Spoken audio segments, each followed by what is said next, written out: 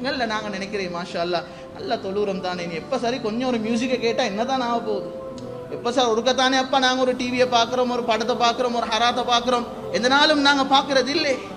கண்ணியமானவர்கள் உலமாக்கள் எழுதுறாங்க, ஒரு மனிதர் இஷாக்கு போறோம் தக்பீரை கட்டி தொழுகிறாரு. சுபோக்கு பாங்கு சொல்லிட்டாங்க. சொல்லுவேன் உதாரணத்துக்கு ஒரு 1000 ரக்காத் அந்த டைமுக்கு தொலையிலும் உதாரணத்துக்கு 1000 ரக்காத் தொழுந்திக்கிறார். எவ்வளவு பெரிய சிறப்பு! 1000 ரக்காத்துல எத்தனை சுஜூத் செஞ்சிப்பார். அல்லாஹ்க்கு எவ்வளவு நெருக்கமான ஒரு அமல் தொழுக, சுஜூத் செய்கிறார். உலமாக்கள் விளங்கப்படுத்துறாங்க, ஒரு மனிதன் 1000 ரக்காத் தொழுகிறதை விட ரோட்ல போக்குவரத்து ஒரு பொம்பளையை பார்க்காம தனது கண் பார்வையை கீழே போட்டது அல்லாஹ்க்கு மிகவும் விருப்பமானது. சகோதரர்களே, நாங்க சரியா விளங்கி கொள்ளணும் மார்க்கத்தை. எங்கள்ல சார் நாங்க விளங்கிக்கிறது அமல்கள் நிறைய செஞ்சிட்டோம்டா பாவமும் அதோட சேர்ந்து தான் போகுது, நீ அதுல பிரச்சனை இல்ல. நபி ஸல்லல்லாஹு அலைஹி வஸல்லம் சொன்னாங்க, இத்தகில் மஹாரிம தகுன் அஅபதன் நாஸ். மிகப்பெரிய தக்வாதார் யார் தெரியுமா சொன்னாங்க நபி ஸல்லல்லாஹு அலைஹி வஸல்லம். நிறைய அமல் செய்யறவர் இல்ல, ஹராத்துல இருந்து தன்னை கட்டுப்படுத்திக்கிறார் தான், இவர் தான் அல்லாஹ்வுடைய மிகப்பெரிய தக்வாதாரி.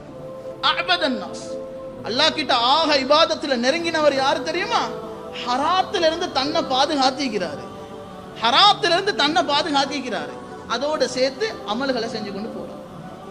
உமர் இப்னு அப்துல் அசீஸ் ரஹ்மத்துல்லாஹி அலைஹி சொல்றாங்க, ஒரு மனிதன் ஹராத்துல இருந்தும் பாதுகாத்து கொண்டு அமல்லையும் முன்னுக்கு போறாருண்டா ஃபஹுவ கைருன் இலா கைர், அது நலவுக்கு மேல நலவு, அதுல எந்த சந்தேகமும் இல்லை. கொஞ்ச நாள்ல அவர் அந்த முகர்ரப் அல்லாஹ்வுடைய நெருக்கத்தை அடைஞ்ச கூட்டத்தில் அவர் சேர்ந்துருவார். கையேந்தினா துவா கபூல்ன்ற ஒரு கேட்டகரி இருக்குது.